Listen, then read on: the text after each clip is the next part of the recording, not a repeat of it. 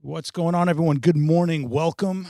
Let me just quickly check something. I've had a bunch of equipment meltdowns, and it's okay. That's why I'm on a different mic today. Chill out for a second because we've got Drew Gurian with me today, which is, I think I said on Instagram, one of the most authentic photographers you're ever going to meet. Unbelievable professional. Amazing light style, by the way. I love the way you light.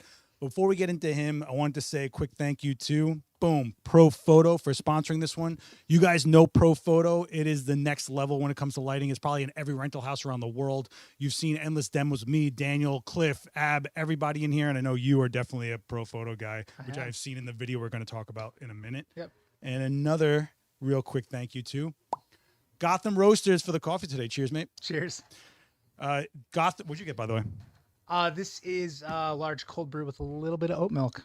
Yeah, I just go straight black like my soul. The Gotham Roasters, though, thank you so much. They're a neighborhood spot. They're literally one block up on 19th Street from Adorama. This is 42 West 18th Street. That is actually Adorama, not a green screen. I don't know why people comment. They say this is a green screen.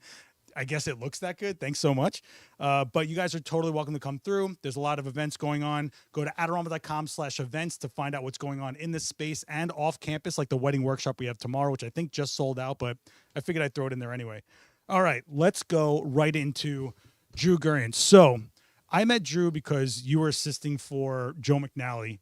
And then I started seeing more of your work, and it started becoming like this, I don't want to say legacy, but I definitely could tell Drew shot this. It's crazy clean. And it's like beautiful. And then you zoom out and you find out that Drew didn't shoot this in a studio. It's just a backdrop on a street and he still had a light, or there's just like an elegance to the way you light everything. And while I boost you up, I'm going to show some of your work. But the reason Drew hit me up was he actually put together a video with a filmmaker that he met about what it's like to be a photographer. We're going to get into that. But can you talk to me about first of all, I think one of the things I think that people can't generate on their own, you can learn technical, you can learn f-stops and lighting, but taste level, tact level, like what you produce is just like really great work. Where would you say you've cultivated this like ability to hit a tact level? That's a big and tough question. First off, thank you for having me. Oh yeah, we're kind of rushed into this because I broke the microphone. No, all good. Wow. I mean, I can start with a little bit of a background, I suppose. I mean, I interned for Joe in college, and then after school, I was living in Pennsylvania. I was shooting weddings, shooting for some small agencies, and didn't really know where to go with my career, and started applying to grad schools for photojournalism. And in the midst of that, Joe offered me a job as his first. So took that job and stuck with it for 5.5 years before moving into Brooklyn and sort of starting on my own. So, of course, I learned a lot technically from Joe. Yeah. And initially, I'll say that it was hard to find my own voice, just from the pure experience of spending that much time around one single photographer. One perspective, right? Of course. And I think there's a lot of advantages to that. And Joe's the best. I love him dearly. And it was such an incredible experience. But it was a challenge to start to find my own voice. So I think that comes from your own personal experiences through life, whether that's music or art or travels or the people that whatever it is. There's a million things that play into your individual voice, and levels of taste, right? That's all. There's a lot that plays into that, I suppose. But finding your own voice that is hard. It's hard to explain, but I think it comes with doing it over and over and over again. And maybe that starts with kind of copying what others do to prove that you can do that, which I can certainly say that I did while I was assisting, was like testing to make sure that I understood what was going on, that I understood the technicalities behind a shoot. And then I started to take, after you sort of master a certain level of technical skills, then you can really start to experiment a lot more. So for me, it came about by means of, learning the technique inside and out. And then that becomes second nature. And then you can actually think more about the creativity and the vision that goes behind it. Yeah, I think in your work, it's not heavy-handed, the technique. You can tell that you're so comfortable with the technicals, and then you're just like, all right, that's done.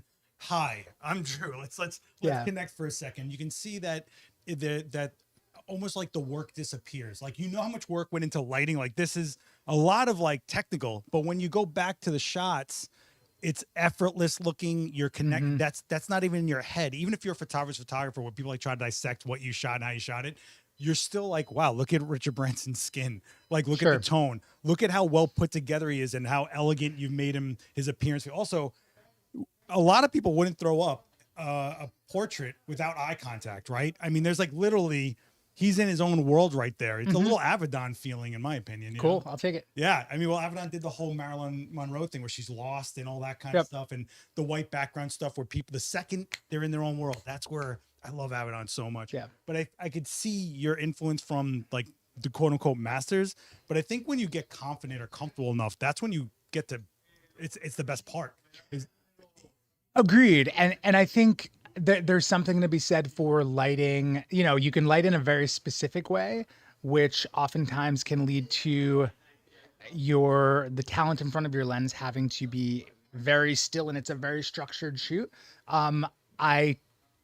I can light somewhat specifically, but I really enjoy shooting in a little bit of a more broad scale that lets the talent move around and lets them kind of be themselves. And that way we can dive into something and the lighting becomes secondary, and the talent and I can really, you know, work through some conversation and get to know each other and work through some thoughts and feelings and whatever it is that we're trying to capture. But that is paramount, right? Otherwise you have like a well-lit headshot and nobody wants that unless you're a headshot photographer, which is fine too. But for what I'm going for, it's trying to tell, you know, I want there to be more depth to the story, and I want someone to stop and kind of wonder.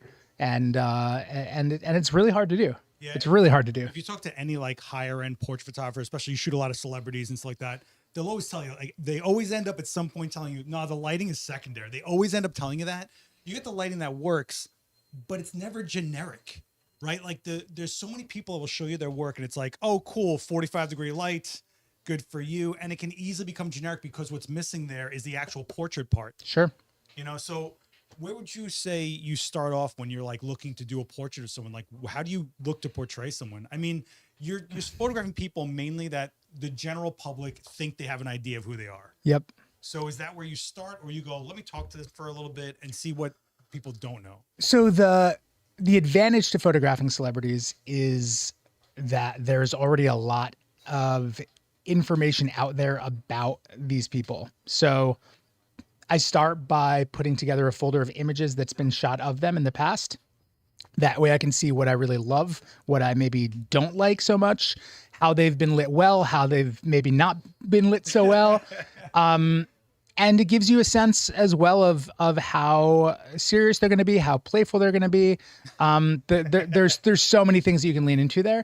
And on top of that, I try to watch interviews with them.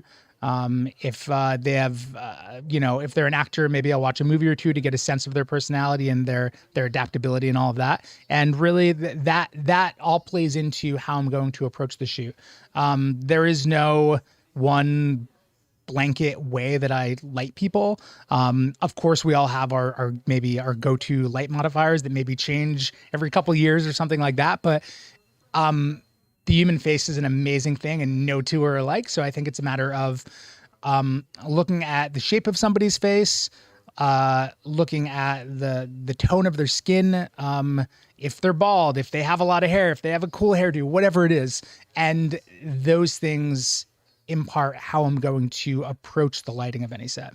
Yeah, and I think when I pull up stuff like this, you know, where you have shutter drags and stuff, I like the fact that the shot isn't about the technique. The technique is for the shot. You know, a lot of people I think get stuck on gimmicks of, oh, look, I made this thing happen that I saw a guy do one time, but they don't realize it's about applying it, not just doing it. Sure. You know, and I think people get in these traps of, one, they get generic, then like, well, what would look different and special? Then they go and do something like this and go, cool. It's like, yeah, but why? Why is she doing this?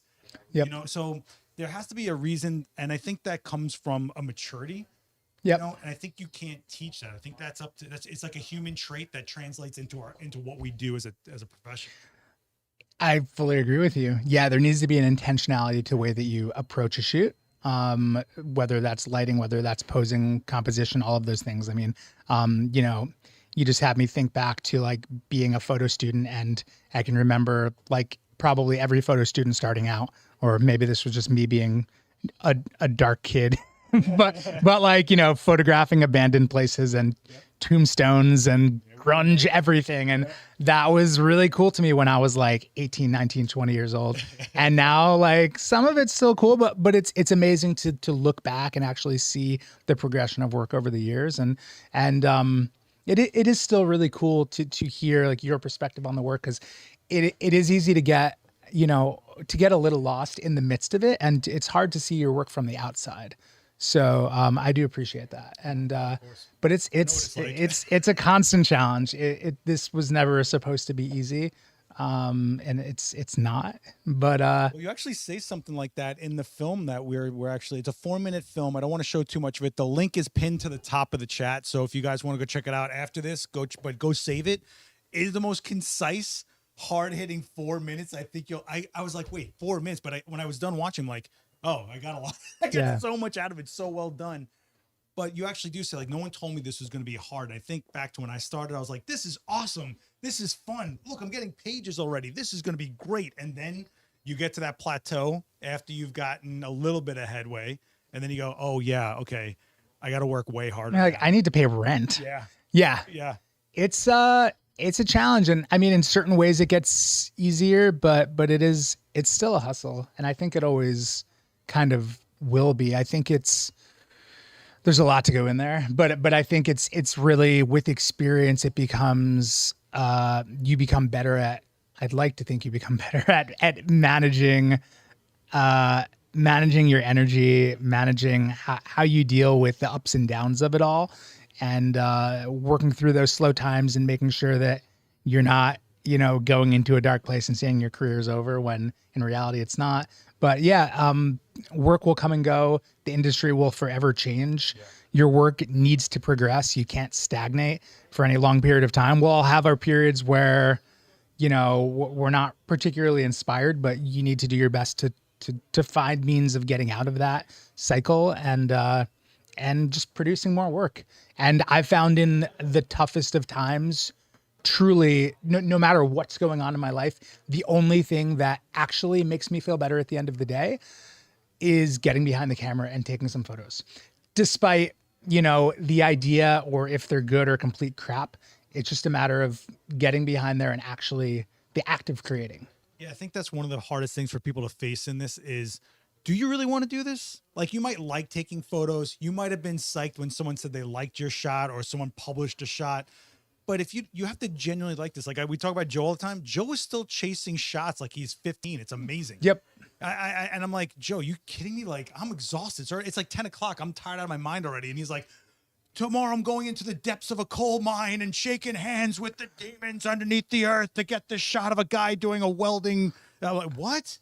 But he loves it. And sometimes I think it's a step back that you got to go, do you really like this? And if you don't, is it the genre that you're in that you don't like? Is it that you just don't like having to go to a location? Maybe you're more of a studio star, you don't even know it. I remember people that come to these chairs to learn lighting. We're always doing portraits, right?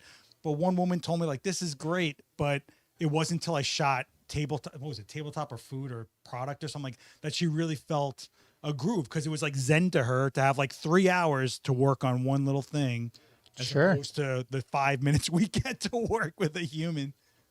There's a lot of reasons not to pursue this, but yeah, I'm very fortunate to do something that I do truly love, and I know you feel the same, and as do many of us in the industry.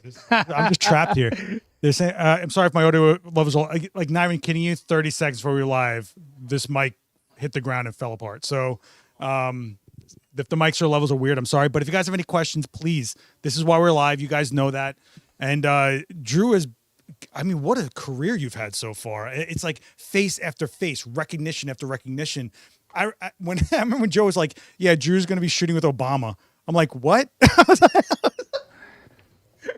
And that was early. That was very early, right? That was my first year in New York in 2014 or 15. I moved to Brooklyn in 2014.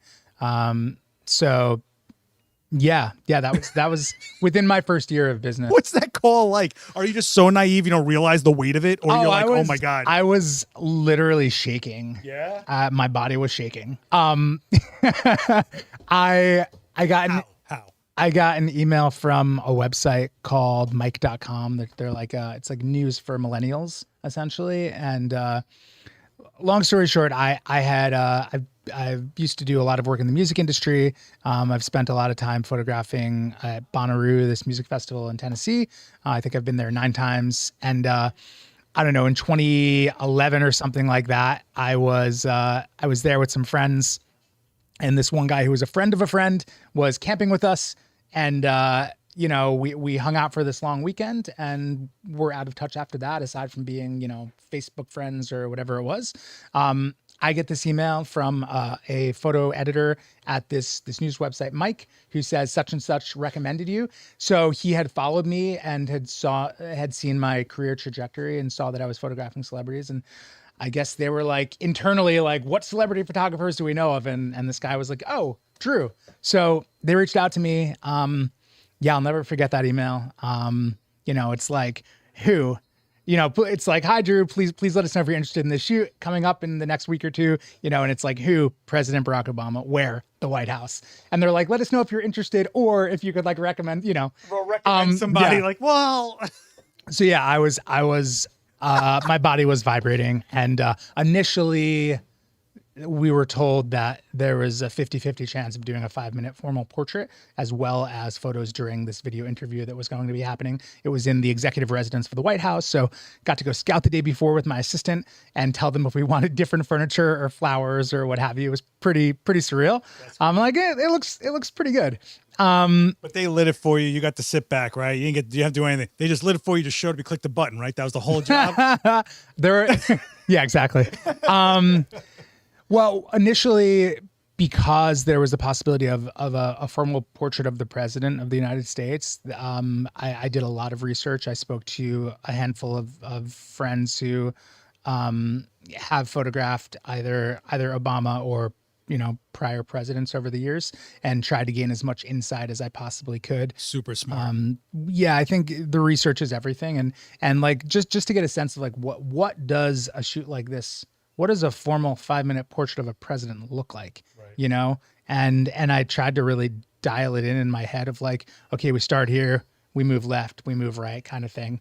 I can recall walking in here, and I didn't own a posing stool or a posing table, and I was like, hey, I need to get this or that. And whoever it was, on the sales floor was like, oh, there's this one. This is like a great deal. Or there's like this one, which is like $400 more. And I was like, sir, this is for the president. And he was like, oh, get this one. So, anyways, that portion of the shoot, unfortunately, like 3 or 4 days beforehand, got cut because of scheduling issues. What did that feel like? Relief or like it was a bummer and a relief. I think. Feel ready? I felt as ready as I could have at that moment in time. Looking, I feel as though photographing a current living president has the power to be a career-changing moment for a photographer. And looking back now, 9 or 10 years later, I'm kind of happy it didn't happen. Really? I mean, it would have been an incredible experience. Would I approach it now way differently than I had the skill set to or the tools to then? Absolutely. So, I feel as though, and this may be me being a bit hard on myself, but I think I maybe lacked some experience then that I have now. That, yeah, would I love to photograph any president now? Absolutely. I just don't know how I would have done with it then. And I think it's better that way. I think being naive kind of gives you an advantage a little bit in situations like that. I look back at stuff I shot in my early years, and I'm like, I would have overthought the snot out of half of this. But because I'm like, let's go, I just need a camera, bro. Like, you're almost in a different wavelength and get it done in a different fashion that I think is better. I agree with you there to an extent, but I don't know if I feel that way about a shoot with the president.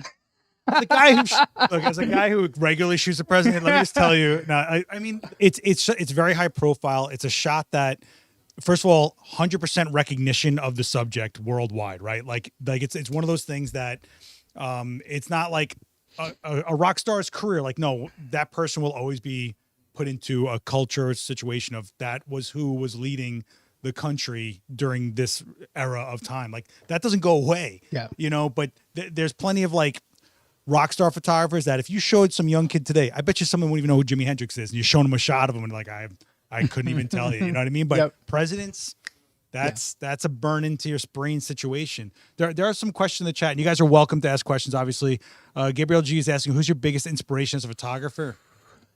I have a lot of different inspirations. I guess if I had to look big picture historically, I'd probably go with Avedon. I mean, undeniably incredible. Yeah. If you don't know Richard Avedon, shame on you, first of all.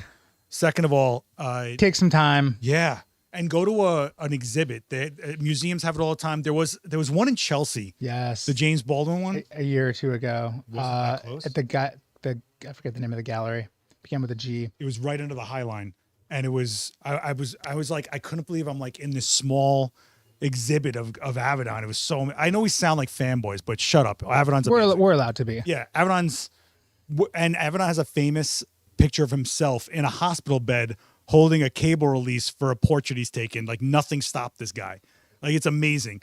But Avedon is definitely a key one. But would you say there's less of a rock star name? You'd say that's a bit of an inspiration for you? Yeah, I mean, I do find a lot of inspiration in a lot of more modern celebrity photographers. I love the whole Hollywood Reporter crew, the Austin Hargraves, the Joe Puggs, the Ramona Rosales. That whole scene is really cool. I love a lot of documentary leaning photographers as well. You know, the old school Magnum guys, I mean, it's amazing work. I'm undoubtedly inspired by Joe as well from spending so much time with him. And technically, without a doubt, I learned a lot from him, and we'll forever be indebted to him for that.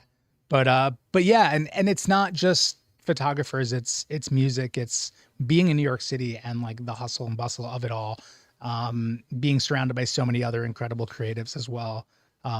They all, when you surround yourself with people that are doing the best at what they do, it pushes you to be your best self as well. And I do think that that's always important no matter where you are, but in particular in New York City, it's pretty easy to do that. And there's a lot of inspiration to be found here for sure. Yeah, it's easy and complacent. And so a guy I used to work for would be like, if you think you're the best in the room, get out of the room. Like you have to be around people that you want to excel to be part of. And I think that's always been a thing I've always held close to the chest. I never get humble, always get humble, but never get comfortable.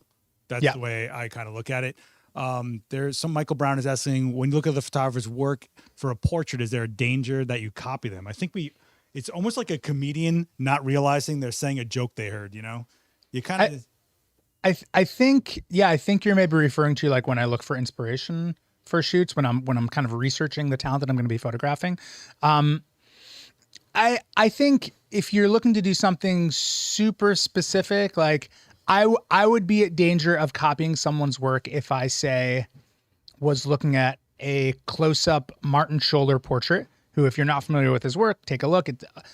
He's an incredible environmental portrait photographer as well, but he is most known for his very, very tight close-up portraits that are lit a very specific way. If that was what I wanted to lean into for a particular talent, I mean, there's, you know, a specific way to do it, and I'd be at risk of copying him then. But I do think that unless you're literally trying to copy somebody's work, you do have your own voice. I would never go as far as like trying to figure out exactly the same modifiers that somebody's using and copy that verbatim. But I think, you know, trying to get a certain mood or a certain composition from someone, that's really important. So whatever I'm photographing, I always put together a mood board, which is essentially, I'll put it together in Photoshop, and I always have multiple printouts of this all over the shoot. 4 or 5, I have them for me to see, for the talent to see, for the publicist to see, and it's essentially a culmination of the research that I've done. Some of it is my own photos, and some of it is other people's photos generally. Sometimes it's only my photos. It just depends on the type of shoot, but it oftentimes incorporates my photos and other photographers' photos. And it's not literally this is what we're going to do, but it's I really love the compositions here. I really love the lighting here, those sorts of things. So it's you got to take a little bit from various places of inspiration and then make it your own. Yeah, I think it's if you're going for a specific look and a photographer is known for that specific look, it's very hard not to be considered copying. Like if you looked at Mark Mann's shots, it is almost macro with a ring light. Sure. There's no other way to go. You can't go anywhere else with that technique. Yeah, it'll be referential to another photographer's work, but that doesn't mean you're copying them. If anything, if you try to pretend like you came up with it, then there's a problem. But I don't think it's like that. And mood boards are super helpful. I am definitely a slacker when it comes to mood boards. I just want to go. Just give me stuff. Let's go shoot. I'm over it. I just have a very short attention span when it comes to things I'm doing creatively. I just want to get to the next constantly. But what I do is have an ever-living mood board. So in my studio, in my apartment, anywhere I am, there is not a square inch of paint. Like everything is some magazine I ripped out or print that I have, and I want it to infect my brain subconsciously. So when I see Drew, I'm not even realizing I'm referencing something that's on that wall, but it's been in my head for months. And sometimes I'll cycle them out, be like, I've done enough like high key black and white. Let me take these down. And then I'll put some other stuff up and I'll just keep on nailing my wall. So I'm living around the vibes I want to create. That's very cool.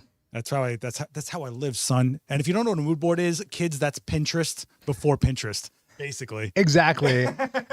and to that point, I personally, and maybe this is being like a little old school, but I find it really, really important to get off of a screen.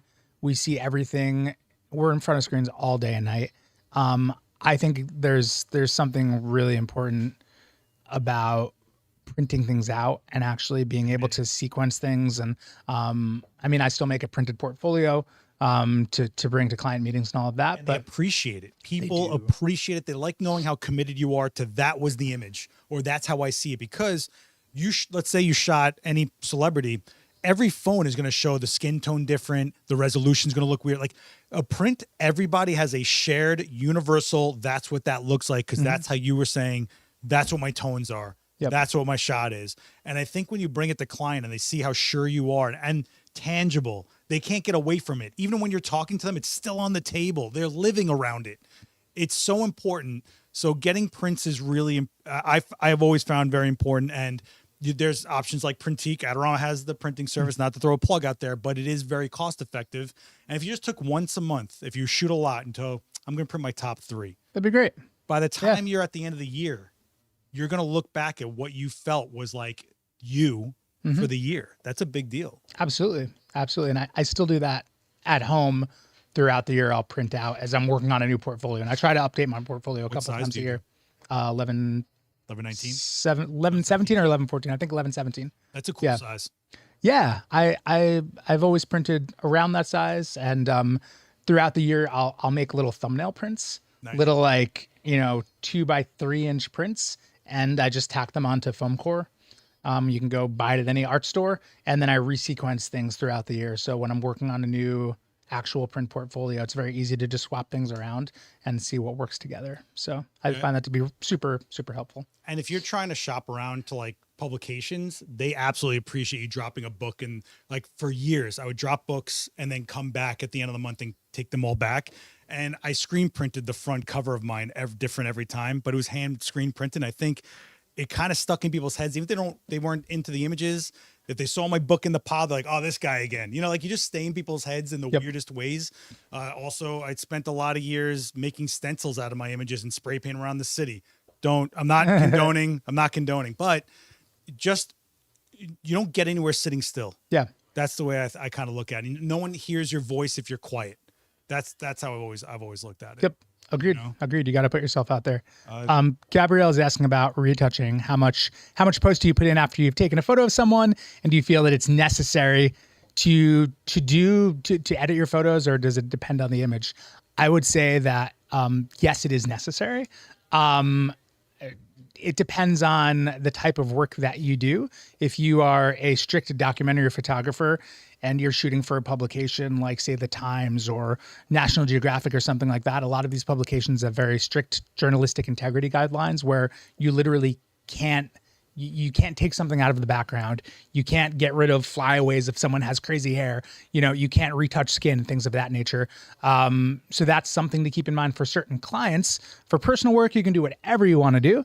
My personal preference, whether I'm shooting for a client or myself, is to make things pop a little bit more in post, but to do it in a way that is not super noticeable. I think especially if you're shooting raw images, they're unprocessed and they are by nature pretty flat, and they do need a little bit of juice to get them to pop. Well, they're raw. They're literally, that's the idea, right? Base point. Exactly. So you do need to like add a little brightness and contrast, curves, things of that nature. I'm generally, especially with celebrity work, getting rid of, any minor blemishes, getting rid of crazy flyaways in the hair. Things that are temporary can go. That's my rule. Basic things, but nothing too crazy. I'm not like swapping heads on bodies, generally speaking. Yes, I'm not like, I'm not putting people in different backgrounds unless that's something that a client, unless that's a directive from them. But generally speaking, the photo that I'm creating in cameras, I would say about 90+% there, probably more than that. Just because that's how I like to work. That is how I enjoy crafting a photo. And I think that also comes from starting out on film and knowing that what you're shooting in camera is pretty much the final product. And I really enjoy shooting that way. I'd rather spend extra time in a studio or on location problem solving through a technical issue and making sure that somebody looks as amazing as they possibly can, as opposed to haphazardly setting up a light or shooting something with like a cord or a stand in the background, with the I'll fix it in post later line, which I hate. But to each their own. Some people maybe prefer to spend more time in Photoshop or whatever software that you use. I would much prefer to have things almost complete in camera.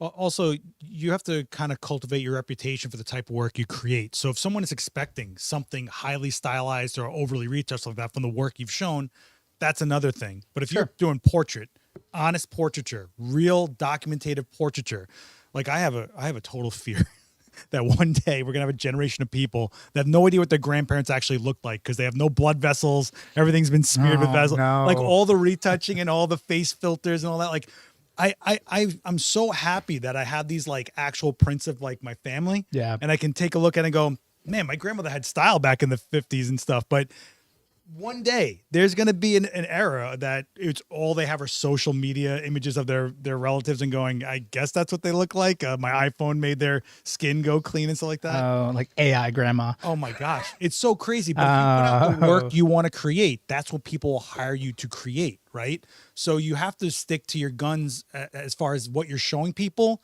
because that's what they're expecting you to deliver as well. So it's kind of like you mitigate it before you get to that point. Very good point. Yeah. While we're deep in this, I wanted to jump over to what Drew hit me up for, actually. This film. It was 3 a.m. I think he was drunk. No, I was kidding. He was like, hey, man, I just did this really cool thing. Can we talk about it? And I was like, yes. So this is Drew's, you collaborated with someone on this. Yes, an amazing director named Alex Stark. I'll let this play for a couple of seconds, but there's no sound. All right, cool. So Alex had reached out to me back at the start of the year. Said that he was working on a few different personal projects, was shooting short films about a few different people, and wanted to do one about a photographer, and in particular wanted to collaborate with me. So it's essentially a film about my life, my career, some stuff that I've been through, and it was pretty interesting to have the kind of scary, but pretty interesting to have the opportunity to sit down and think about my life story.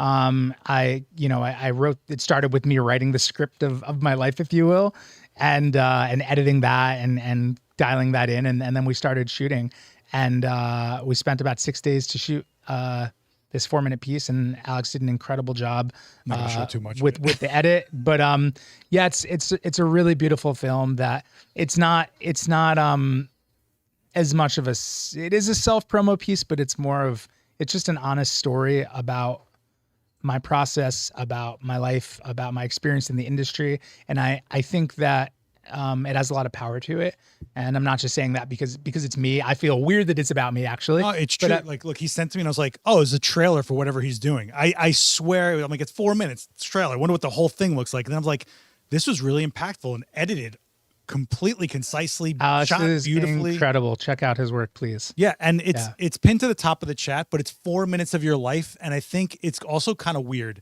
after all the work. It boils down to 4 minutes, right?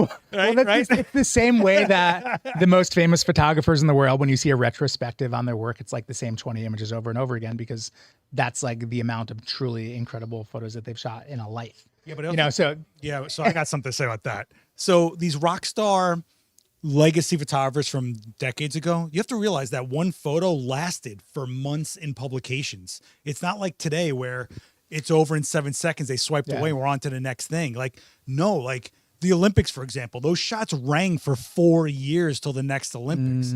You know, now we're already on it. Oh, the breakdancer was weird. Great, let's move on. So when you see these bodies of work from photographers from years ago, you have to realize exactly how much more weight each image had for its time period.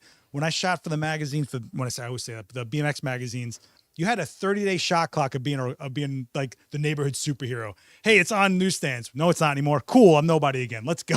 Like, that's what it was. Wow. You know, if you think about it, when I look at thick books of I keep saying like legacy photographers, it's like, wow, the impact they had in an era where every image was held up for so long. Well, we weren't constantly inundated with imagery on a daily basis. Attention spans were longer, everything. Absolutely. Yeah. Conversations weren't in a text message. You had to see somebody.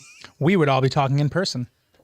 Kind of nuts, right? Yes. It's wild where we're at and how fast we move and how much more we have to produce for where we are in this era. What do you think in this era is the most difficult thing to deal with as a professional photographer at your level, dealing with celebrities, doing everything? Like, the era is different, right? I mean, that celebrity is probably going to get shot 14 more times that 1 week alone, right? Yeah, I think, I mean, kind of a broad stroke statement, but I think that the toughest thing about being a professional photographer is literally running a business, right? I'm a business person. I own a small business. And that is not something that I, or probably almost any other fine art student, thought about at the time of graduation. And like, I took business classes. Same. And that is something that I'm still improving at, but it's not the enjoyable part of the business, you know? And that's why a lot of people end up leaving the business, because it is a business. And unfortunately, but that's the reality, right? Art met commerce, and here we are. It's a business with a lot of overhead. People don't realize that if you're not renting the gear, if you're renting the gear, it adds up fast anyway. You're investing into what you're doing. Sure. And you're hoping that every dollar brings 3 back, right? It's kind of nuts. Like, I know. Well, yeah, I know. But so let's talk about, like, how did you even get around to realizing what to even charge for something like this? Wow. Just trial and error. I think a lot of figuring out what to charge for any particular shoot is it's talking to other colleagues and friends who have the experience that you don't have, which I recommend to anybody who's coming up. The last thing that I or anybody should do is come up with the price because you think that's what a client will pay for without having any insight as to what industry standards are, because then you drag down the entire industry and you cheapen it for all of us. We've all been guilty of that, I'm sure, at one point or another, but you need to know what industry standards are. You need to have conversations with the client in terms of, you know, usage and rates and all that stuff. That's a whole another thing we could spend hours talking about. But yeah, it really comes down to talking to others with the experience that you don't have until you feel comfortable with your own experience to be able to confidently quote a job. Well, that's what I was like, the confidence to put a number on the table. I remember early on being just shook. Like, they are not going to pay this. And then they're just like, oh yeah, that's about right. Totally. And you're like, what? So when I did the commercial stuff for billboards and I found out what usage rights pays, I was like, wait, what? Blew my mind. But once it stops becoming like a number and just what's standard to you, and then you realize how much it took you to get there. I mean, one job doesn't even pay for one lens. You know what I mean? Like, sometimes you have to realize that as well. There's a bunch of questions. There are some questions. Mario is asking, have you ever had someone you had a hard time connecting with and bringing out their personality? How did you go about getting the shot that you needed or wanted, or did it just not work? He wears a flower that squirts. Make him look at his red nose and he hums. Exactly. He jingles his keys. It's a challenge, especially on shoots where I have a very limited amount of time with the talent. I would say on a lot of my celebrity shoots, I will have anywhere from like 5 to 15 minutes with them to produce a series of photos. I've done a lot of work over the years for Masterclass, that online education platform. And for them, you know, if a shoot is maybe 2 or 3 shoot days where they're filming the talent for those days, I'll have my own setups in a studio next door or something like that, or just off of the main motion set. And on those sets where it's, you know, we're on a motion set for 10 hours, 12 hours, I'll have maybe 15 to 20 minutes per day with the talent. So at most, I'm getting 45 minutes to an hour of time over 3 days to produce all of the advertising materials that this client needs. And you're doing test shoots till you get to that point. Oh yeah. I'm pre-lighting before the shoot ever happens with my crew, and we're dialing everything in to a T. But connecting with them, you know, again, a lot of that, as I mentioned earlier, comes down to doing research and trying to have a good sense of like what the personality is going to be like, and how much they're gonna want to play and have fun with this. Or, you know, more often than not, we're both just we're there to do work. And I think a lot of people have a misconception that, oh, you're hanging out with these celebrities, you're friends with them. No, we're there. This is a professional arena, and we're there to. This should be a collaboration, and I'm there to make them look amazing and to try to tell a story, you know, that works for this particular client that I'm shooting for, and works for me and works for them. And there's a lot of moving parts. I think the biggest thing is just being a real person and having genuine conversation. I'm not looking to kiss their ass. I'm not looking to tell them that I'm their biggest fan. That's the last thing that they want to hear, with like, this guy's fanboying. No, like, we're there. I have a mood board ready to go. They know that I'm a complete professional. You're at level. And we're there to collaborate. And they're used to this, right? Like, it's not like you have to get them comfortable. Like, most times celebrity, yeah, they're aware they're going to be documented. They're not like, oh, gee, I don't, you know, you get like the corporate portrait people that are like, I don't, no, they're a performer. They're like, there's somebody that's used to being in public eye. It's a different vibe. Mm-hmm. And not that it's easier, but it's definitely like a professional working with their side of the professional. They're giving you something, you're capturing it. Yep. Agreed. I think, you know, sometimes some general tools are on shoots like that. If there are too many people around, I really try to clear a set and have it be as minimized as possible. What is your average crew? Usually pretty small. I mean, depending on whether it's like a smallish editorial shoot or a big ad. If it's an editorial shoot, it could be me and an assistant or two and a digital tech, and then maybe talent and publicist. You know, but usually not much more than that. On a bigger set, sometimes there's 30 people. So, you know, between client and agency and all that stuff. And that's fine too. But when I'm actually working one-on-one with the talent, you know, I have conversations before the shoot starts that, you know, this needs to have a certain level of intimacy, and therefore I need all of you to be over there watching the shoot on those monitors. Yep. Because if we're to make this happen, this needs to be small. Yep. And there are occasions where you don't fully connect with somebody. And, you know, I'd like to say that those are rare occasions, but yeah, it's having a real conversation and just kind of being your best self, and letting them know that this is something that you truly care about, and they should too, and just getting them confident about the ideas that you're trying to produce with them as well. Yeah. Michael's asking how much is taken up with business as opposed to taking photos? Yeah. How much time is taken up with the business as opposed to taking photos? Unfortunately, most of it. I would say that as a sole proprietor, small business owner, probably 10 to 20% of my time is spent behind the camera. The rest of the time is spent either in post, with either, you know, whether I'm doing post processing or I'm working with a retoucher, or, you know, meetings for an upcoming job. So pre-production plays into a lot of these bigger jobs, where I'm on Zoom call after Zoom call. Oftentimes there's really no reason for me to be there, but it's part of running the business and showing face.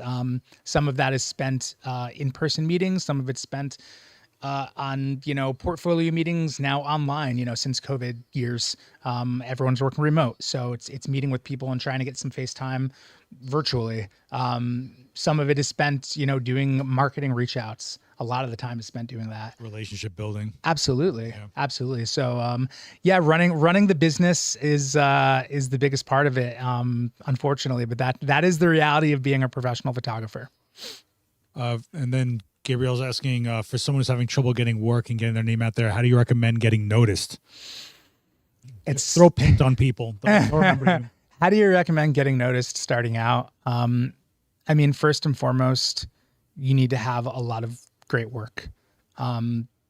There are far too many people who, haven't fully figured out what they're doing visually, but they decide to jump full swing into the marketing engine of things. And I don't believe that that's the way to go about it. I think that there needs to be a lot of time spent crafting great work, because you need something to show. And why are you going to put all your eggs in the basket of marketing when they're going to go look at your work and say, I don't know. So the work needs to sell more than anything else. There is no silver bullet there. There's no, this is what's going to get you hired. Unfortunately, I wish I could tell you that, because I'd be doing the same thing. But I think it's doing great work. It's networking as much as you possibly can. I fully believe that this industry is all about relationships and long-term relationships. So my favorite jobs are the ones that I get from clients who I now call friends, who I've worked with for years. And, we have a great thing going, and we trust each other, and we have a great time on the road together. And we know that we're just going to create beautiful work.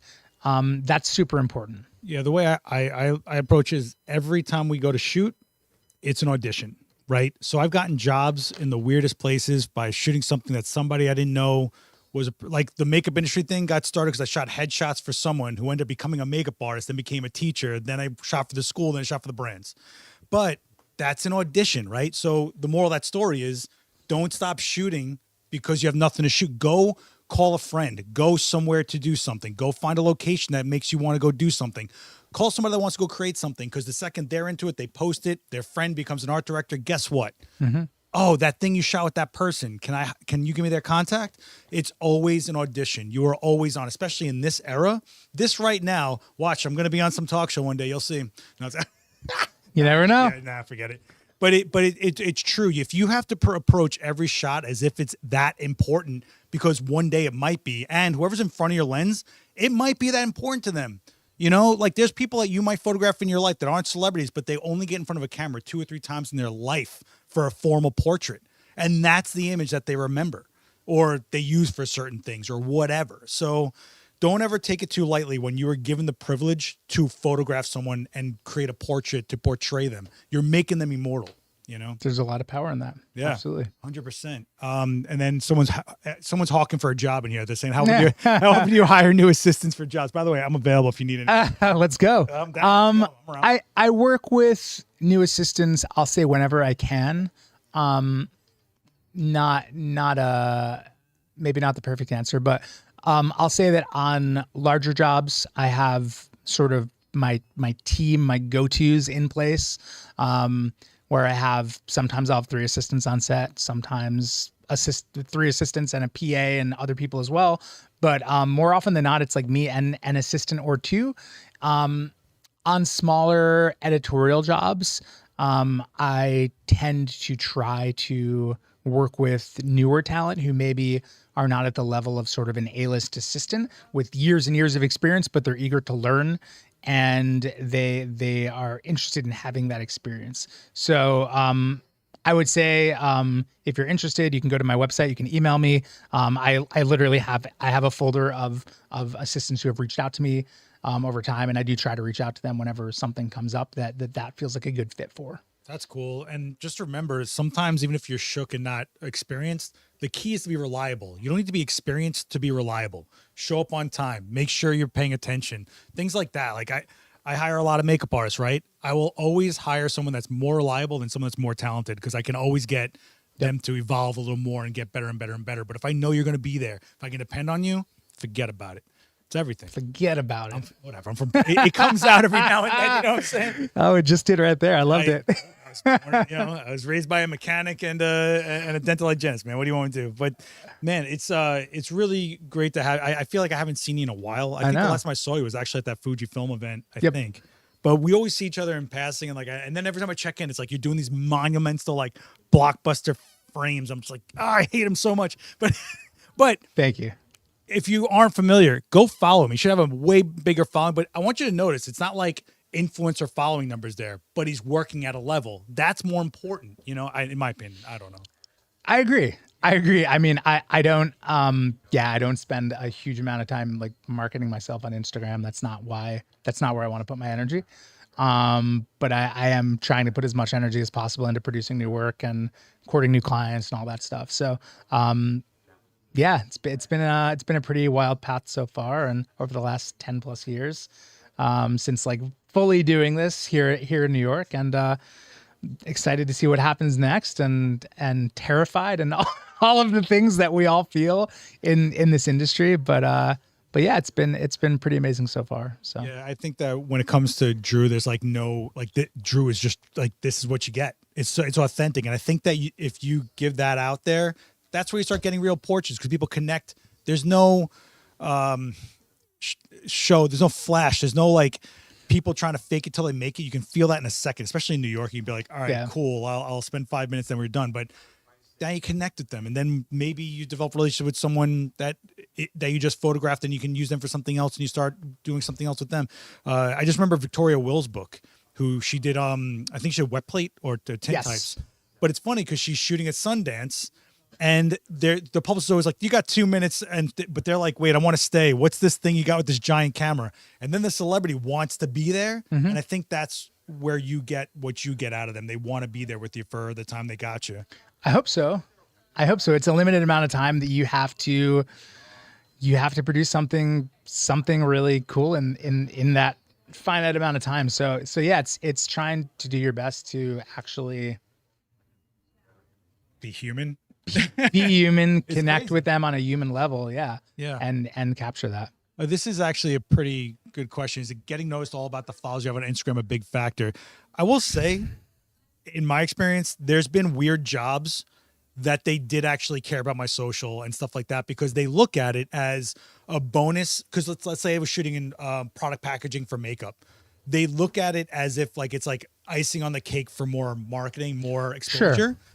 But I don't think that's the case with what you're going after. So I will say that I just this past weekend shot a campaign for an industry company. NDA? Definitely NDA. Okay. And part of the marketing effort involves me posting the images for that campaign. It's in the agreement? It is. Oh, wow. Which is cool, and I'm happy to do that. So I know that they also value my voice in the industry. I have friends who have certainly been hired based off of, I don't want to say based off of their followings, based off the work that they do. And also, the fact that coincides with a decent amount of followers. I've also gotten jobs directly off of Instagram as well. Not many, but it does happen on occasion. My first Rolling Stone shoot ever was from a photo editor who followed me on Instagram. I had emailed him, never heard back. I hate you so much. It's like, no. Well, no. Just because we're on that topic. No, and it's amazing. And when this other photo editor reached out to me about the job, I had asked like, hey, how did you come about my work? I was such and such, had to work out. It said to reach out to you, and I knew that he followed me on Instagram. So it's a contact point. It is, and despite your follower count, like your work is always just by the nature of the platform.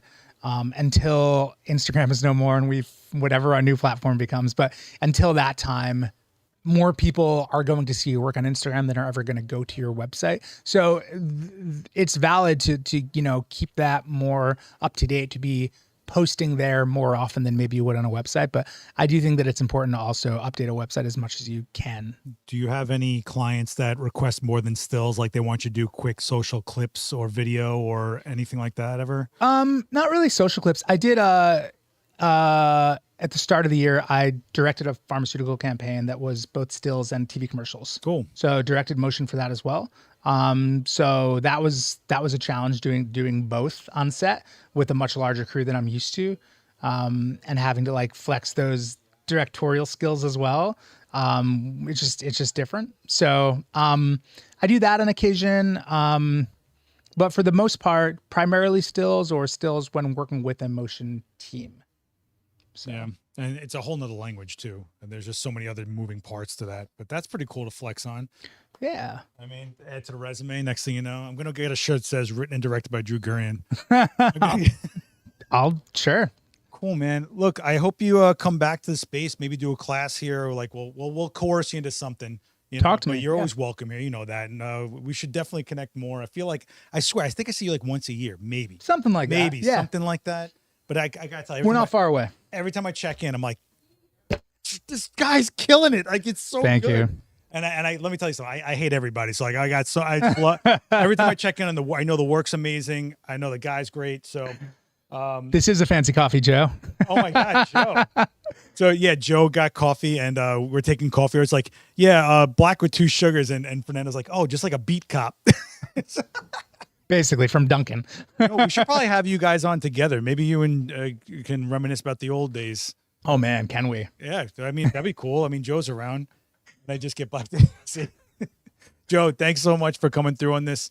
Drew, I hope everybody gets a chance to check out the 4-minute film on basically what his career is all about. The link is pinned to the top of the chat. You can check it out there. Hit like, make sure you support the video, drop a comment, say what's up to him. You know, that's the only way things get circulated on socials, if you engage with it. So help this guy out. And don't forget to hit follow on his page for more of his amazing work. Drew, man, it's been too long. We should do some more stuff, man. But thanks so much for joining, man. Thank you. Thank you all for watching as well. Appreciate it. All right. We'll see you guys on the next one. Thanks, Brofoto, for sponsoring this. I forgot to do all the spiel stuff. Brofoto for sponsoring this. Gotham for caffeinating us. And you guys for being part of this. Don't forget to subscribe and check out the Adorama Events channel, which is another YouTube channel for all the demos out of here. I myself am going to be doing a demo on September 19th. I haven't done one in a while, so come ridicule me.